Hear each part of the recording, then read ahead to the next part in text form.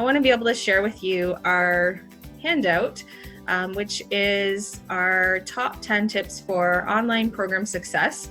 And this is something that we've developed in Centennial Advising and Pathway Services just to support your learning. And each of the tips, I'll take you to an area of the website where there's some resources available to you.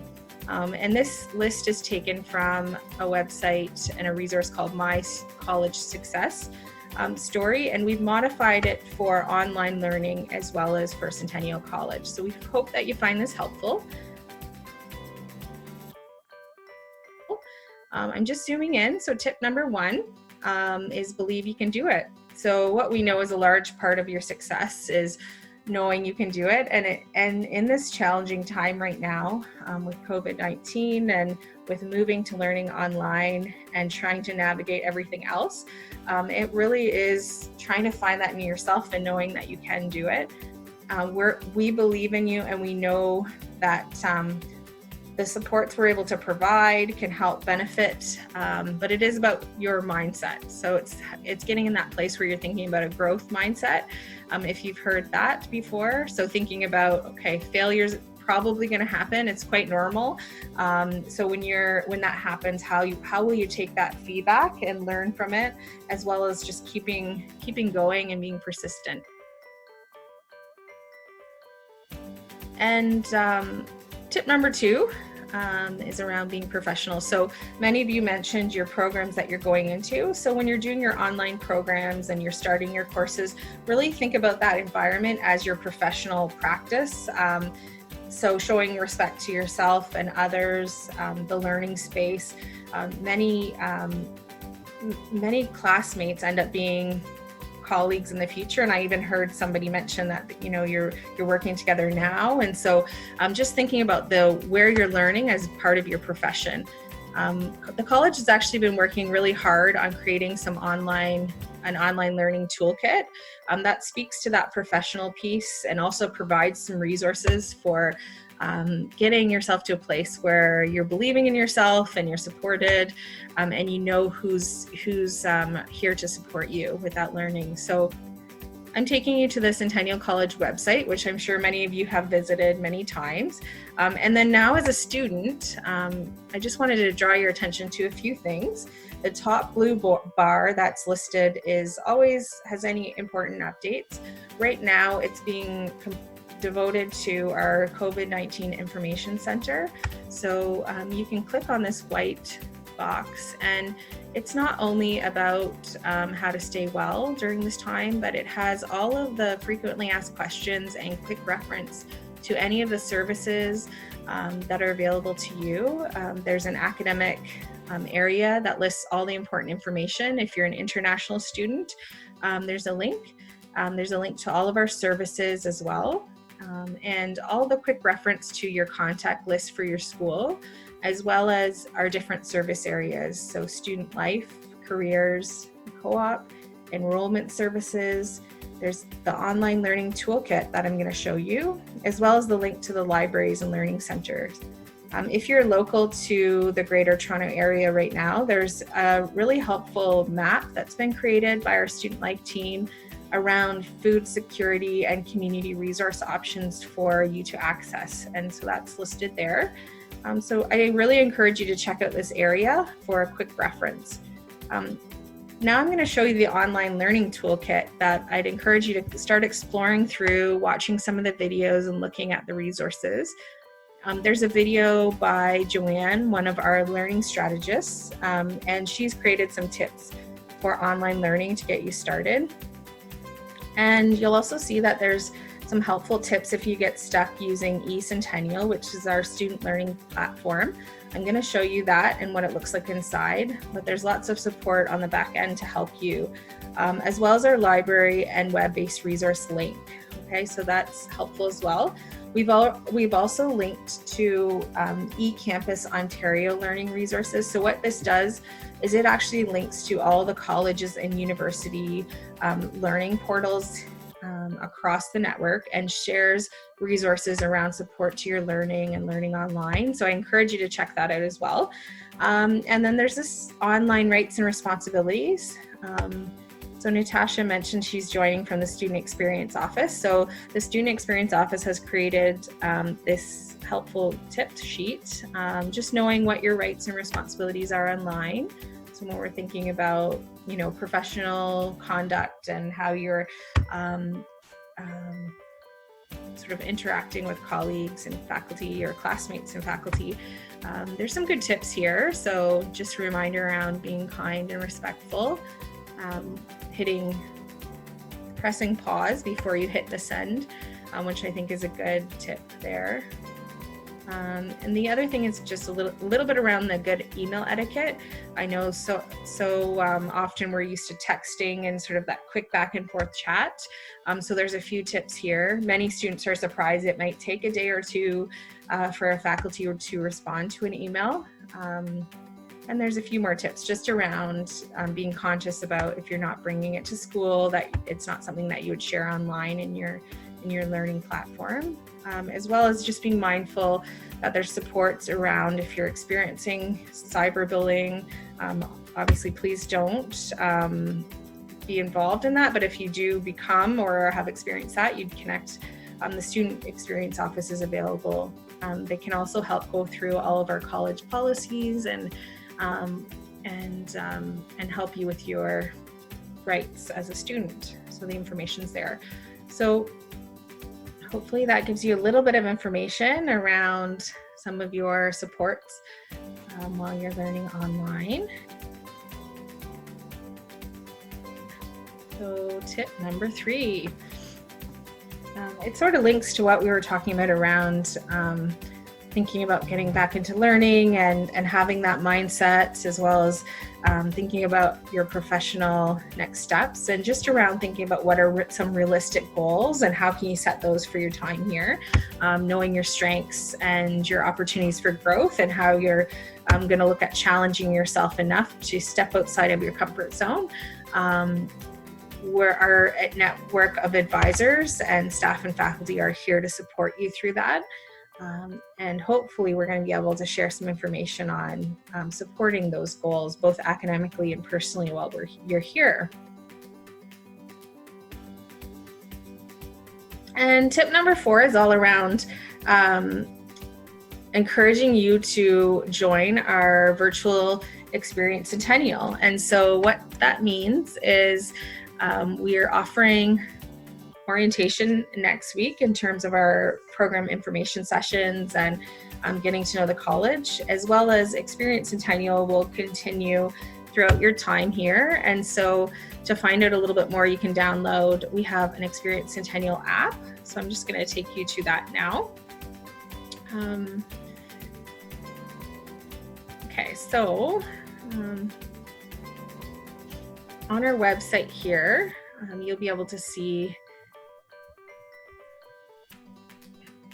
the orientation schedule, but I also wanted to show you a little bit about our Experience Centennial app and encourage you to consider downloading it. There's a video that you're able to watch, as well as RSVP to events and programs happening virtually. There's also forums on there where you can chat with other students from specific programs or about specific topics, things like books or housing. And so I'm just going to our tip sheet. Tip number 5 is around becoming your own manager related to your online programs and your courses. So what that really means is that it's your responsibility to think about how you'll be able to remember to log into your eCentennial learning portal and your MyCentennial, where you'll be looking at things like your schedule, paying fees, looking for your final grades. I'll go through some of those for you, as well as where to find the important dates. So I'm going to zoom out a little bit so that I don't make everybody dizzy. But just down here, I want to show you this visual here. So when you're thinking about Centennial College and some important portals that you should make sure you know. The first is eCentennial that I've mentioned a few times. So that's really your learning portal. That's where all your courses will be listed, where you'll be uploading assignments and communicating with your faculty and classmates. My Centennial is where your student information is stored and where you will be able to log in and see things like your fee statements, your schedule, things like applying to graduate. So I'll show you that as well. And then as a student at Centennial, you have a My Centennial email address. And it's the one main way that the college and faculty communicate with you. Some students choose to forward that to a personal email address, and that's completely fine as long as you're checking it.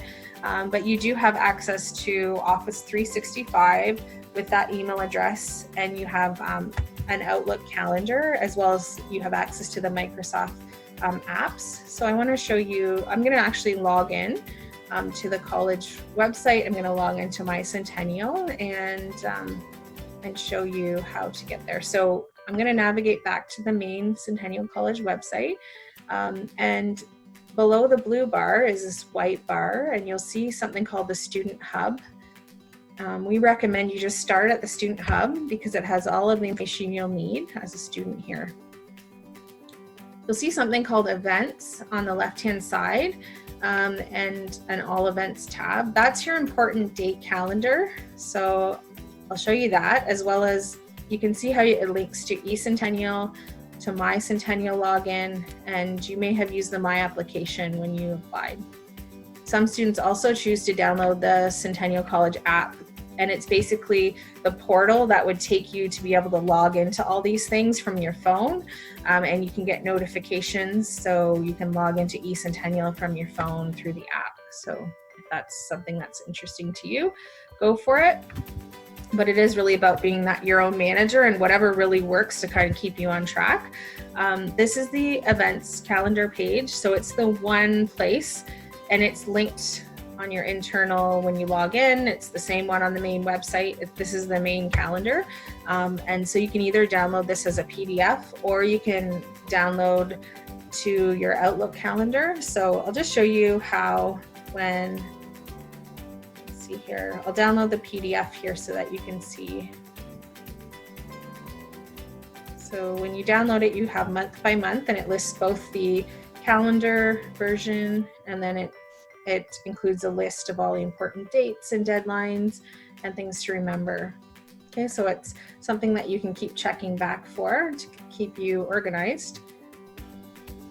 And then if I just scroll back to the Student Hub here, I'm going to log into my Centennial so that you can see. So when you first log in, if you password, remember it and don't share it with anyone. This is your own personal back area in your My Centennial. And it really is, it's a dashboard that links to your Office 365 email and calendar, to eCentennial. And on the sidebar, it will list your home. And then because I'm not a student, I don't have the student tab here, but you'll have the student tab right there. I'm actually going to show you a screenshot of what that looks like, just so that you know exactly what you'll be looking at if you haven't been in there yet. So this is the student tab. And then there's a little tiny drop down menu, and you can look at, I'll zoom in a little bit for you here. So you'll see registration, financial services, student records, student services, all listed there. And this is really where you'll see your fee information. This is where you would go to register. There's a little bit more information about payments. For those who are new, so new international students, you're still registering through your international agent or your admissions rep that you've been working with. When you return back in your additional terms, you'll be coming in and registering here. For domestic new students, you're registering through here. So you can, if you get stuck or you need to add or drop anything, you just use this virtual registration services queue. And that goes to our team to help process your registration. Okay, so that's all the back part of My Centennial. So when you're in here, I also wanted to show you your email. So I'm just going to log into my Centennial email address here. So you all have a Centennial email address, and so do faculty and staff. And you see the Outlook drop down here. I just wanted to show you that you have access to the OneDrive to save your work on the cloud, as well as you have access to Microsoft, things like Word, Excel, PowerPoint, the whole suite of programs. So you don't necessarily have to buy that for yourself or for your home computer. That's all available to you, as well as Microsoft Teams. So now that we're moving to more virtual services, your faculty may be using Teams for class, for office hours, for group work. Our advising teams use Teams as well to have meetings with students, to have check-in time. So that's available to you, as well as a host of other apps that you can go in and explore there. So that gives you an idea about your email. Like I said, some people forward it to like a Gmail or a personal email. That's fine too, just making sure you're checking it. And then I also want to show you what it looks like inside eCentennial. So you'll go in and you'll see that this is it's D2L is the name of it. So it's your eCentennial learning platform here. So this is my main page in here. We'd encourage you to add a picture so people know what you look like, your faculty will, and your classmates. And then there's this drop down menu again, and you can see I have a bunch of courses in here myself. When you log in now, your faculty are working hard to build and populate your courses. So if you're starting May 25th, you likely wouldn't see your courses there yet. Even the day or two before classes, you'll go in and see your courses populated here. And so I just wanted to show you what it looks like inside a course here. This is actually the Success Advisor team at the School of Hospitality, Tourism, and Culinary Arts. I know a few people mentioned that they run this Success course, or this shell, so students can log in and see important information in that school. And each of the schools has something similar to this. But this is what your course would look like. So the title of your course would be here, and then all the important information would be here, and some links to important resources, your faculty contact. And then you'd also see the content of your course, your grades and assignments, any communication and course tools. Okay, so that's all, that's just gives you a little bit of a sneak peek what eCentennial will look like when you go to log in. Okay, and then I'll log myself out of my Centennial now, and just go back to the tip sheet here. So that was the screenshot. So we showed you those 3 important portals. So now you're a step ahead and you'll hopefully understand. I just encourage you to kind of try to log in and go in and explore in there and just make sure you're comfortable with that. Okay.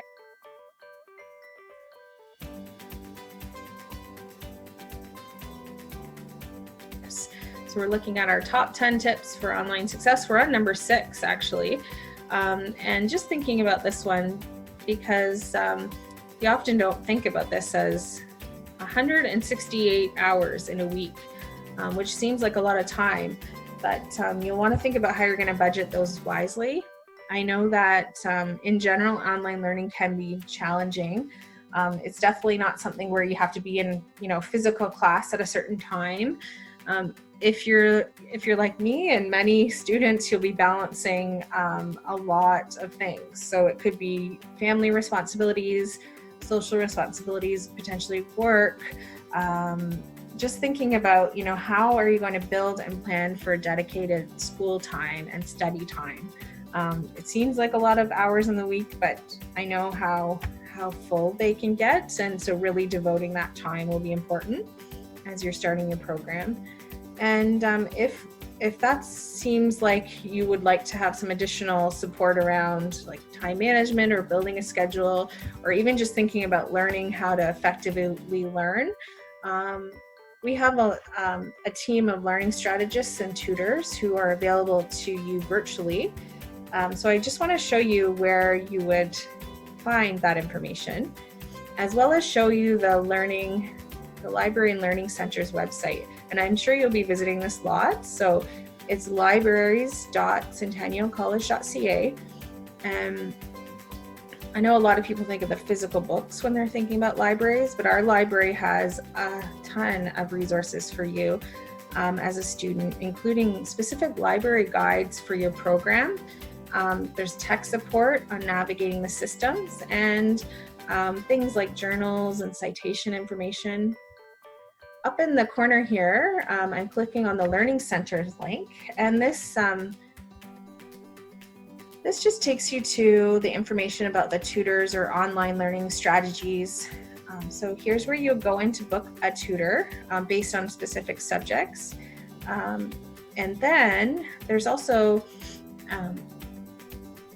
strategies for online learning, as well as learning strategists.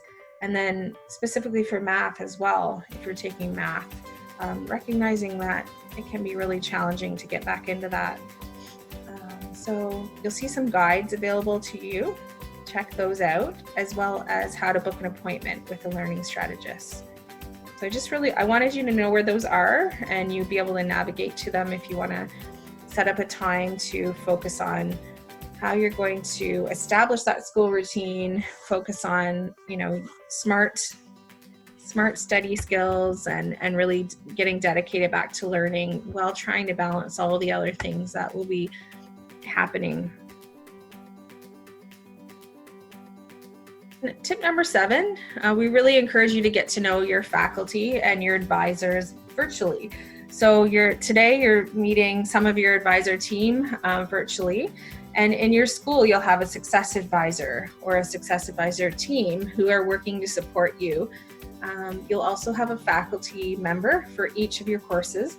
At Centennial, there's different terms used for faculty. So you may hear teacher, instructor, professor, faculty, lab tech, and that's sort of all interchangeable for the person facilitating the learning for you.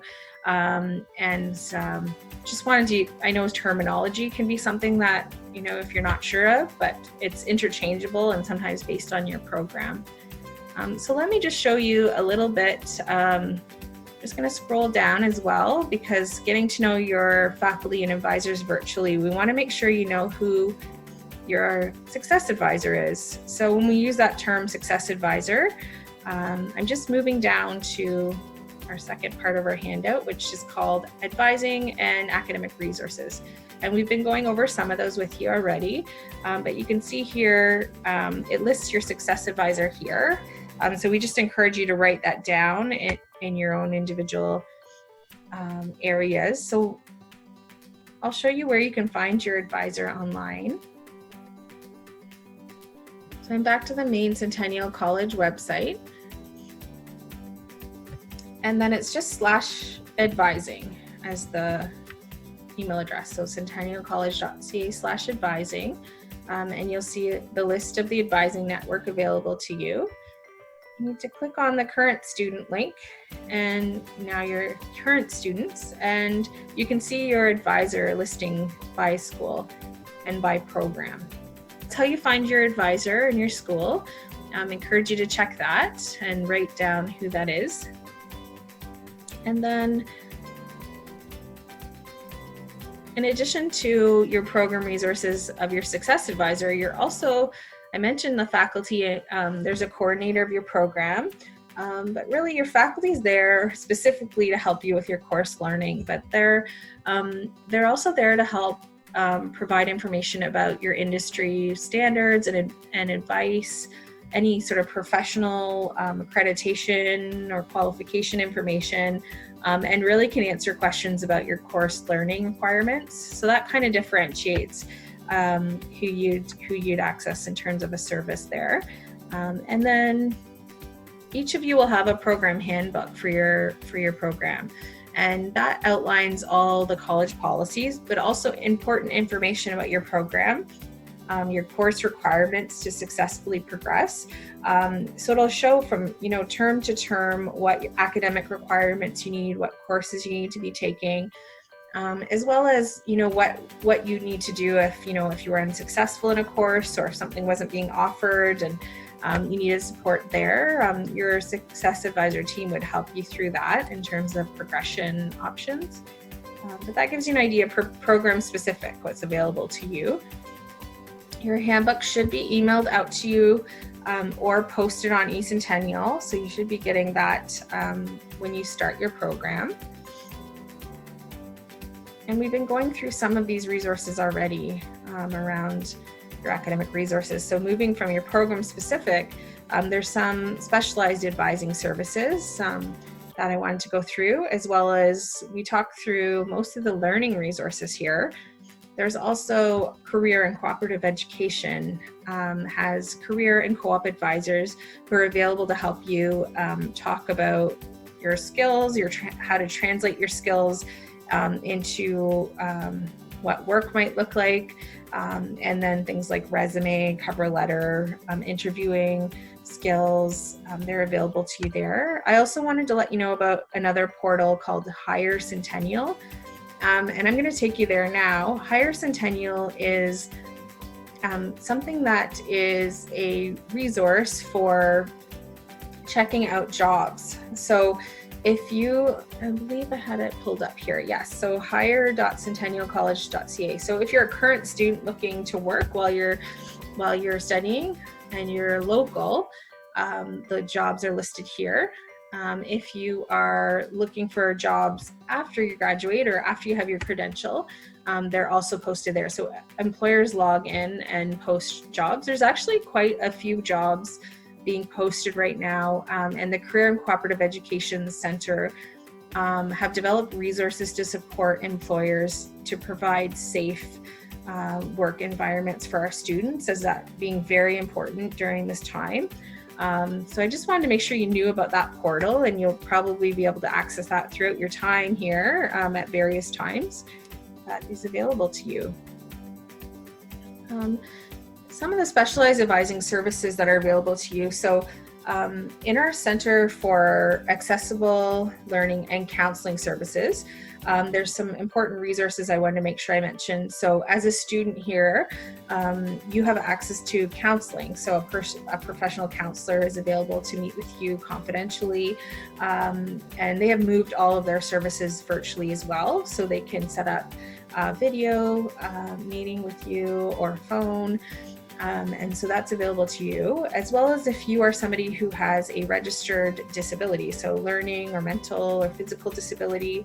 If you are somebody who experiences a need for a temporary accommodation, we have our accessible learning services available to you. And particularly around this online learning environment, if you're experiencing any barriers around accessing the learning or the materials, you may want to be able to access the accessible learning services. So I'll show you where that's located as well. And so similar to advising, there's a shortcut to the website. So it's our Center for Accessible Learning and Counseling Services. So the acronym is CALCS, C-A-L-C-S. So if you just go to CALCS, Center for Accessible Learning Counseling Services, you'll see the link to the virtual service delivery during our facilities closure. And it lists how you can book with a counselor online, by telephone or by email. And also, because we sometimes need support not during, kind of regular business hours.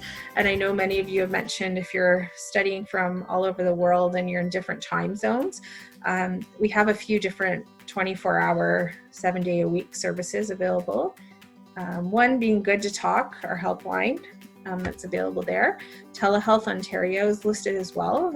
If you're an international student, there's a helpline and some online supports. As well as if you're domestic students, there's a helpline and online supports available to you. So this is all available to you as a student, and it's confidential, and I encourage you to access that to support your success.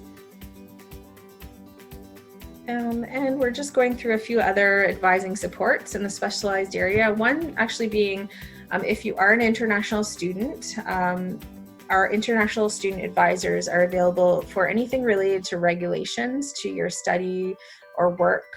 So things like your visa or permits. Your international student advising team is available and actually legally able to advise you on those things. And so if you haven't already connected with them, they're available as well.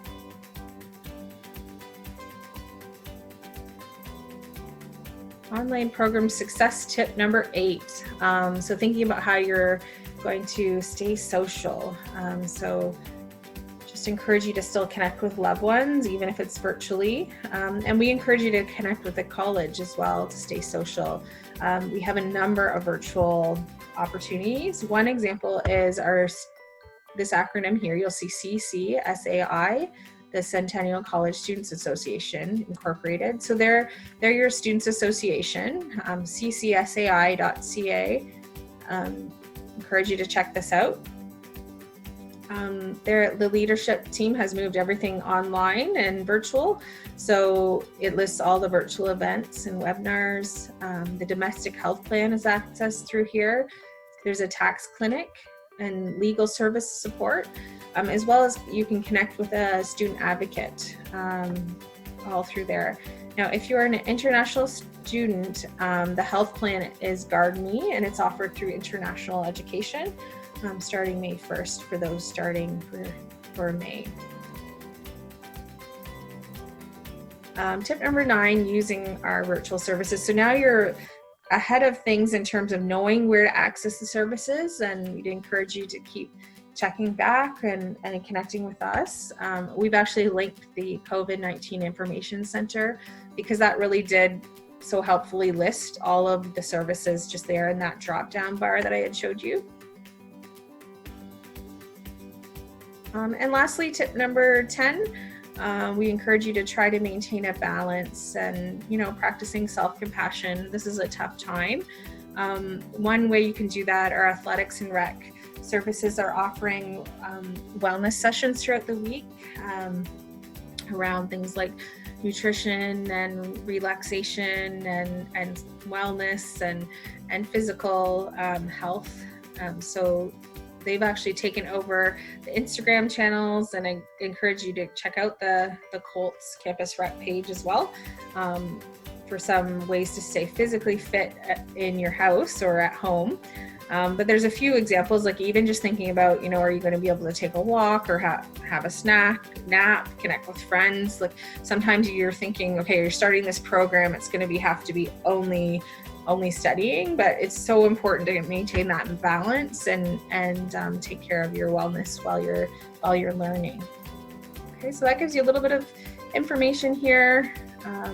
Just scrolling back through. So I'm going to actually just pause there for a minute. I'm going to stop sharing my screen.